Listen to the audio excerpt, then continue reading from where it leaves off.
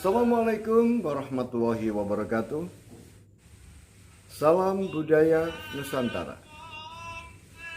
Pemirsa, ketemu kembali dengan Kilamong Putro.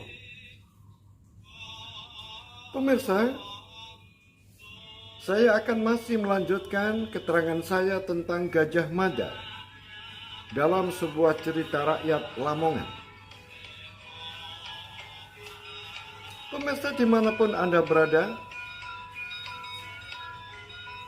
diceritakan pada episode yang lalu bahwa Pendeta Wanyi akhirnya mengantarkan rombongan yang dipimpin oleh Mada menuju ke sebuah lawang agung di mana tempat itu pernah tinggal seorang mahakama, yaitu Guru Agastya. Kemudian yang ada di sana tinggal para putra dan para titisannya. Kemudian sampailah di tempat itu, walaupun dalam perjalanan penuh dengan ketakutan, karena para rombongan belum pernah melakukan perjalanan-perjalanan yang melewati sungai yang begitu lebar dan begitu menakutkan. Oleh sebab itu, akhirnya sampailah di tempat itu. Kemudian Mada bersama dengan Pendeta Wanyi menginap di sana dan melakukan ritual-ritual sehingga mereka semuanya bisa bertemu dengan seseorang yang begitu aneh dan mereka tidak banyak berujar kata. Orang-orang aneh itu, yang satu berdiri sambil membawa tongkat, yang mana di atas tongkat itu bertahtakan emas, intan, berlian yang begitu gemerlap. Kemudian orang yang berambut putih itu juga dengan busana yang tidak begitu mewah, tetapi pakaian yang dipakai ini, kalung-kalungnya penuh dengan emas, intan, dan berlian. Kemudian di samping orang yang bertongkat itu ada seorang wanita dengan rambut yang hitam kelam, wajahnya begitu cantik.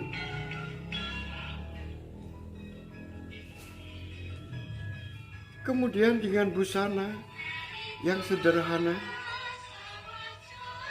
tetapi wajahnya begitu bersinar. Dia duduk di sebuah singgasana, yang mana singgasana dihias dengan emas, intan, berlian yang begitu gemerlapan. Kemudian di sebelah kanan dari wanita yang duduk di singgasana itu ada seorang bocah dengan rambut hitam kelam, kemudian memakai mahkota kecil. Kemudian mahkota-mahkota itu, ukiran-ukiran di mahkota itu semuanya bertahtakan emas, intan, berlian yang begitu gemerlapan. Kemudian seorang pendeta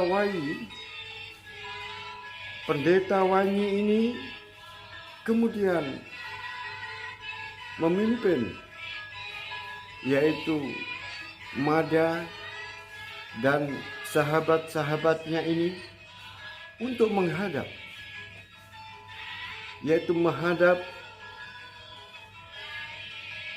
tiga orang yang ada di depannya. Kemudian pendeta Wanyi berkata sambil tangannya menyembah, "Mohon ampun Paduka, hamba Wanyi telah mengantar yang mulia-muda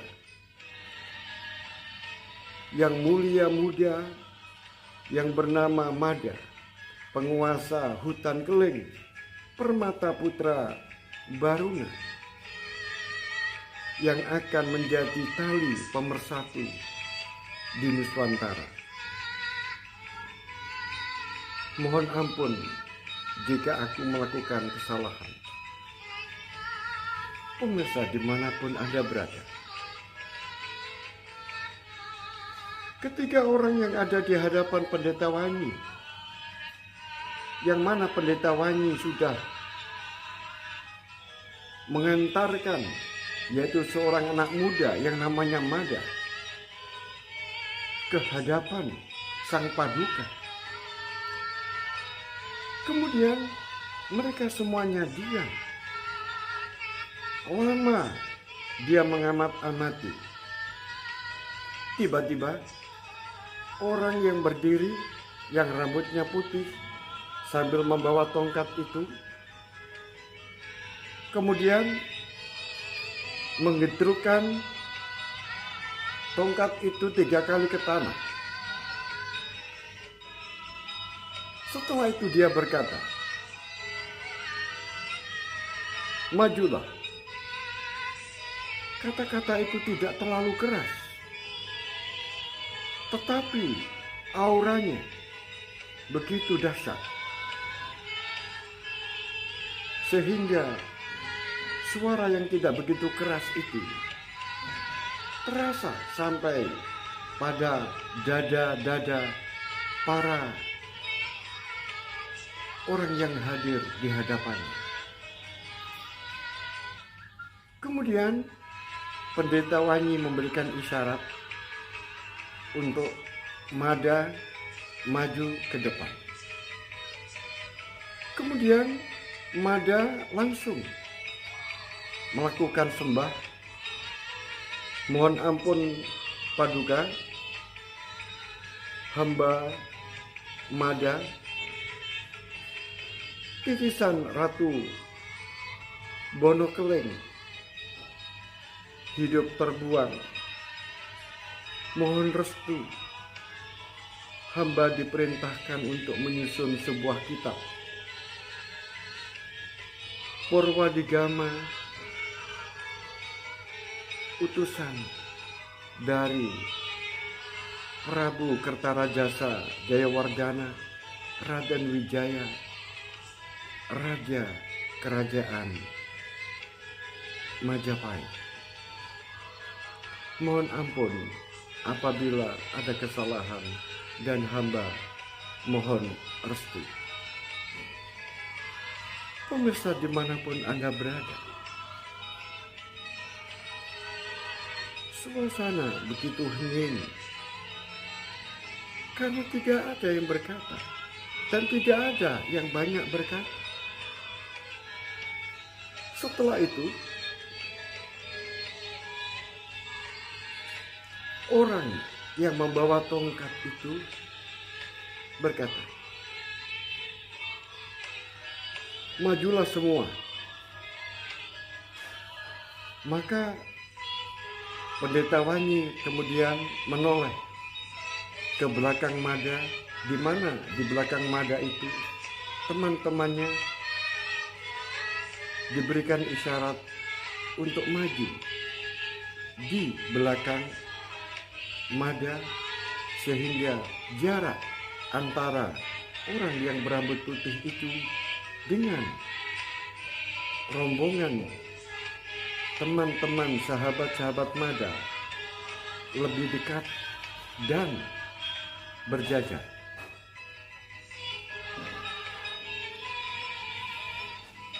Setelah mereka semuanya sudah tertata dan ada di belakang Mada,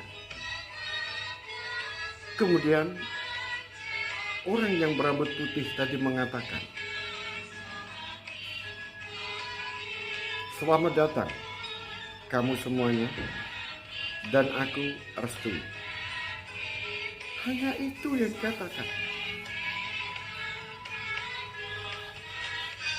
Kemudian Pendeta Wangi kemudian mohon diri, mohon pamit, dan mohon doa restunya. Kemudian orang yang berambut putih itu berkata, "Lanjutkan perjalanan." Pemirsa dimanapun Anda berada, sungguh semuanya dalam keadaan mencekam. Karena tidak ada canda gurau, tidak ada kata-kata yang sembarangan. Oleh sebab itu, setelah 3 malam berada di Lawang Agung, maka Pendeta Wangi kemudian mengajak Mada dan Hunggu serta sahabat-sahabat yang lain untuk melanjutkan perjalanan, yaitu menuju sebuah gunung atau pegunungan di sebelah utara, yaitu Gunung Kinabalu. Sungguh perjalanan yang sangat melelahkan karena melewati hutan-hutan yang begitu luas.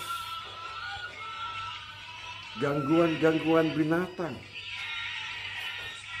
baik itu binatang macan, kemudian ular, serta binatang-binatang primata yang lain. Sungguh perjalanan yang sangat melelahkan dan menakutkan.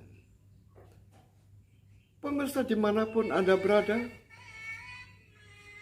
setelah melakukan perjalanan yang begitu menyulitkan, akhirnya dia bertemu dengan orang-orang yang badan-badan mereka bercahaya. Kemudian Mada bertanya, "Wahai Pendeta Wangi, siapa mereka-mereka itu?" "Ongger, Mada, apabila mereka datang menemui kita, kemudian mereka mengajak untuk melakukan pertempuran, maka jangan pernah kamu ladeni. Biarkan saja. Karena orang-orang ini adalah orang-orang yang suka bertengkar, orang-orang yang suka berperang. Sehingga apabila ada orang-orang asing yang masuk ke tempat ini, mereka selalu mengajak untuk melakukan pertarungan.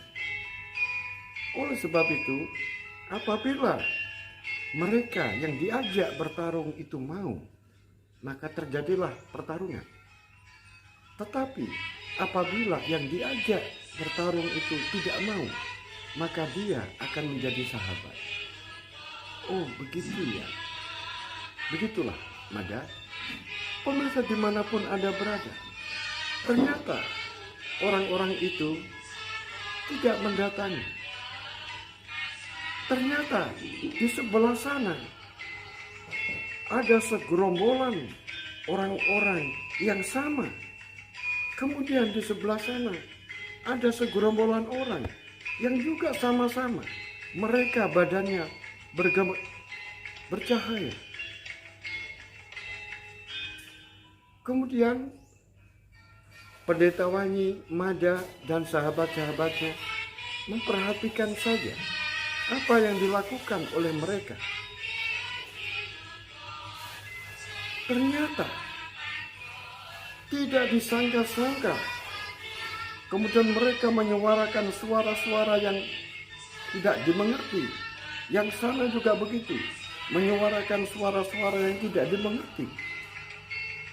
Tentu saja antara mereka dengan mereka mungkin saja dia mengerti, tetapi bagi Mada dan sahabat-sahabatnya tidak mengerti apa itu yang diucapkan.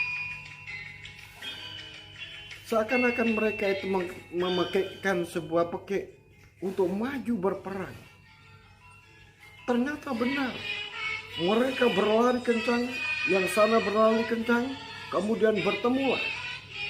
Sehingga terjadi sebuah pertempuran satu lawan satu, dan Wanyi,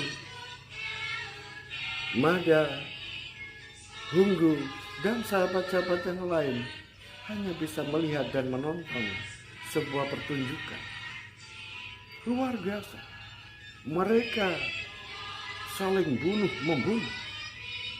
Mereka bertempur gagah berani. Dan anehnya, tidak ada yang lari. Sehingga kayaknya mereka bertempur sampai mati. Mada dan sahabat-sahabat hanya bisa menggeleng-gelengkan kepala. Tiba-tiba di atas bukit muncul beberapa orang yang berdiri tegak, gagah perkasa. Kemudian dihitung jumlahnya 9 orang. Yang kiri 4 orang, yang kanan 4 orang, di tengah-tengah 1 orang. Dan 1 orang ini badannya jauh lebih besar daripada yang lain. Kemudian yang kanan dan yang kiri, yang jumlahnya masing-masing 4 ini, badannya juga mengeluarkan cahaya. Tetapi cahaya yang lebih kuat, pancarannya begitu hebat, adalah orang yang ada di tengah, yang badannya jauh lebih besar daripada yang lain. Kemudian dari atas bukit itu, orang yang besar tadi itu mengatakan hanya satu kata, "Berhenti!" Maka orang yang melakukan pertempuran di antara 2 kubu itu kemudian tiba-tiba menghentikan pertarungan. Kemudian mereka segera kembali ke tempatnya. Mereka mundur. Kemudian Mada bertanya kepada Pendeta Wanyi, "Wahai pendeta, siapa orang itu yang sangat berwibawa?" "Putraku Mada, kamu, kalau aku tunjukkan siapa dia, kamu akan terkejut." "Kok begitu, pendeta?" "Iya, karena dia namanya sama dengan kamu. Namanya adalah Mada." Benar, Mada sangat terkejut. Namanya sama dengan nama dirinya. "Apakah kamu ingin bertemu dengan dia?" "Benar, aku ingin bertemu dengan dia." Pemirsa dimanapun Anda berada, akhirnya Mada dan rombongan ini kemudian diajak Pendeta Wanyi naik ke atas bukit, kemudian bertemu dengan seseorang, yaitu Mada dan 4 orang di kanan dan 4 orang di kirinya. Tidak disangka-sangka bahwa yang namanya Mada yang di atas bukit itu, yang tubuhnya besar, wajahnya juga mirip dengan Mada. Kemudian Pendeta Wangi menghadap ke Mada yang orang bercahaya itu. Kemudian Pendeta Wangi belum menyampaikan kata-kata, baru melakukan sembah saja, maka tangan kanannya sudah seakan-akan memberikan restu, sehingga Pendeta Wangi tidak jadi mengucapkan apapun. Kemudian ganti Mada melakukan penghormatan kepada Mada yang ada di hadapannya. Kemudian belum mengucapkan apapun, orang ini juga sudah melakukan tangannya begini, seakan-akan memberikan restu dan tahu apa yang diinginkan. Oleh sebab itu, orang yang tinggi besar yang namanya Mada dengan badan yang gemerlapan penuh dengan cahaya itu kemudian hanya mengatakan, "Baiklah, aku restui. Lanjutkan apa yang kamu kerjakan, lanjutkan apa yang diperintahkan oleh rajamu. Sekarang pulanglah ke Jawa." Pemirsa dimanapun Anda berada, Pendeta Wangi dan Mada serta yang lain benar-benar sangat terkejut dan sekaligus sangat takjub.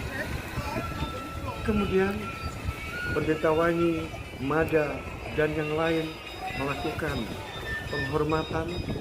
Setelah itu kembali mengisut ke belakang dan Mada beserta 4 orang yang di kanan dan 4 orang di kiri kemudian berbalik arah, kemudian tiba-tiba sudah seakan-akan turun dari atas bukit sehingga sudah tidak kelihatan. Dan akhirnya Pendeta Wangi, Mada, dan yang lain akhirnya juga ikut mundur dan turun. Dan akhirnya Mada berpamitan kepada Pendeta Wangi dan mengantarkan sampai ke Muara Kaman. Dan setelah sampai di Muara Kaman, akhirnya Mada dan sahabat-sahabatnya kembali ke Jawa. Dan setelah kembali di Jawa, kemudian mereka bekerja dengan keras untuk mewujudkan apa yang telah diinginkan oleh kerajaan, yaitu membuat sebuah kitab undang-undang Purwadigama Dharma Sastra, dan akhirnya berhasil. Keberhasilan Mada dan sahabat-sahabatnya ini oleh Raden Wijaya selaku seorang Raja Majapahit sungguh merupakan sebuah sumbangsih karya yang sangat berharga. Oleh sebab itu, Raden Wijaya, yaitu Prabu Kertarajasa Jayawardana ini, kemudian mengangkat Mada sebagai seorang patih dengan gelar Rakrian Patih Daha Empu Mada. Dan untuk Nala yang dulu menduduki sebagai seorang patih di Daha, kemudian diberikan tugas yang lain, sehingga antara Nala dengan Mada ini sama-sama naik pangkatnya. Pemirsa dimanapun Anda berada, mulai saat itulah kemudian karena dirinya sudah menjadi seorang patih, bukan patih muda lagi, tapi sudah menjadi patih daha, maka mulai saat itu Mada dipanggil dengan tambahan gajah. Gajah ini adalah pangkat, menunjukkan pangkat yang tinggi. Oleh sebab itu dirangkaplah nama jabatannya atau pangkatnya dengan namanya. Sehingga Mada sekarang dipanggil dengan panggilan Gajah Mada atau Gajah Mada. Kalau disambung dengan pangkatnya, maka Patih Gajah Mada atau Patih Gajah Modo. Pemirsa dimanapun Anda berada, sungguh perjuangan seorang anak manusia yang namanya Mada sungguh merupakan sebuah perjuangan yang luar biasa dan hasil yang hilang gemilang. Oleh sebab itu pemirsa, bagaimanakah kelanjutan dari cerita ini? Ikuti terus, dukung saya, berikan saya like dan subscribe. Semoga kita semuanya dalam keadaan sehat walafiat. Sampai di sini akhirul kalam. Billahi taufiq wal hidayah, warida wal inayah. Assalamualaikum warahmatullahi wabarakatuh. Salam budaya Nusantara. Sampai ketemu pada episode selanjutnya.